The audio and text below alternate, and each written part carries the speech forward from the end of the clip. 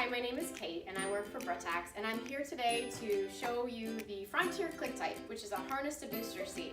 In our harness to booster range, we have the Pioneer seat, the Frontier ClickTight, and the Pinnacle ClickTight. And each seat offers a little something different, and they step up in safety and ease of use and comfort for the child as you move up in price. But right here we have the Frontier ClickTight, and a couple special things about this type of seat is that it allows you to keep the child in the 5-point harness longer, which is right here. So a lot of times children will outgrow a convertible car seat forward facing, sometimes by height before weight, or sometimes by weight before height. And then they realize that their next option might be a belt positioning booster, but they might have a younger child who just isn't mature enough or ready to move into that booster seat. In comes the harness to booster category. This came out about 2008, and we added ClickTight to it, which I'm going to show you in a moment, in about 2013. So it's really become more popular as that transition between convertible and booster seat. What's so great about this is you don't have to purchase a booster seat after the child outgrows the harness, because this actually has the booster capabilities built right into it. So when you loosen up this harness and you increase the height of the head restraint, you can see right here that you actually have the shoulder belt path right up here, and then down here you have the lap belt path. So you can take the harness out and it becomes your belt positioning booster. So it's really a 2-in-1 forward-facing car seat. A couple things about the weight range and the height range on this seat is that it's great for, let's just say, a family that might have 2 children that are about 2 years apart, and you are trying to make the most of your money and not have to buy double of everything.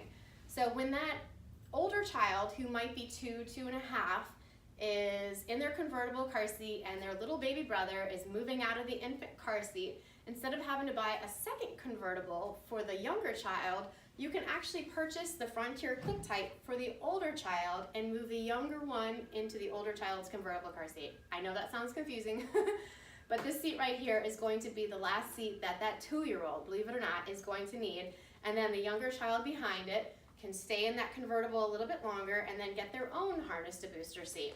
This seat right here, on the side of the seat, you can actually see the label. It's going to be hard to see in the video, but if you're ever questioning who fits what seat, always check your labels or your manual. And on the side here, in the harness mode, you can see that it ranges from 25 pounds to 90 pounds. Now 25 pounds could be a 1.5-year-old.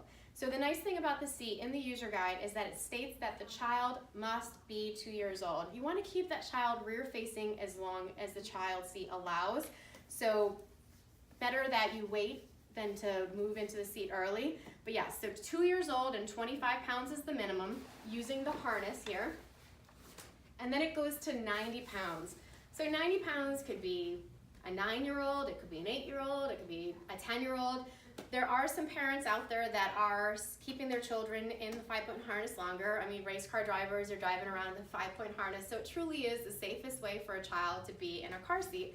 But that's great, you can keep those children in longer. And then when they're ready to transition into the booster seat, 2 things you want to make sure of is that you're not moving them into the booster seat position too early. So you want to look at height and weight minimums. And on the side of the seat here that talks about those minimums, it would be 40 pounds is the absolute minimum that you can add the child to, you can position the seat as a booster. But what's really important is the height. It's 45 inches. So you don't want to transition your growing toddler into belt positioning booster too early. And it does go all the way up to 120 pounds and 62 inches. I believe this might be the one on the market that you can use the longest in terms of the weight and the height limits. Now, in terms of ease of install, when you're using it as a harness seat, we have the ClickTight built into it, which is hidden right behind the harness. When you pull up the back pad right here, you can see where the hands, you can stick your fingers in, and this actually opens up like that. So once it's open, we can install it very easily. You're going to take the shoulder belt and the lap belt, cinch them together, and pass them over the armrest, under the ClickTight mechanism, and then over the other armrest. I always try to give myself a little bit more slack so that when I'm over here trying to buckle it in, it doesn't get stuck. So that's buckled in. We're just going to pull out some of the slack here, feed it back into the shoulder. And the one thing that you don't want to do is tighten the belt too much because you're not going to be able to close the ClickTight. So you don't want it too loose and you don't want it too tight and you don't want it twisting. So we want to make sure that that's taken care of. And then you just close the seat. I usually count to 3 so I can get my pressure on it. So I just go 1, 2, 3. Listen for that click, and it's nice and tight. Where you want to check to see that it's installed correctly is just giving it a good tug right at the belt path. Notice how it's shaking the whole seat right here, but the seat is in solid. And the last thing that you want to do when you install the seat as a forward-facing harness seat is connect this top tether. And typically the anchor point is on the back of the seat or on the roof of the back of the vehicle. Now, if you're going to install this seat as a booster seat, what we've always told people is don't use seatbelt and latch at the same time, but for installing it as a booster seat, you're actually going to be using the seatbelt across the child's chest, and so you can use latch to basically secure the seat to the vehicle. And I'm going to show you where the latch is in this seat. Take the seatbelt off, because this is going to go in front of the seat now for the child that's in the belt positioning booster mode. And in the seat pan of the Frontier, you're going to see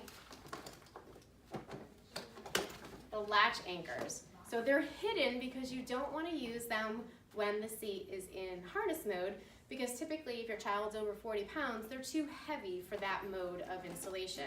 So these are really used for the belt positioning booster mode, and they position the seat so that it's not moving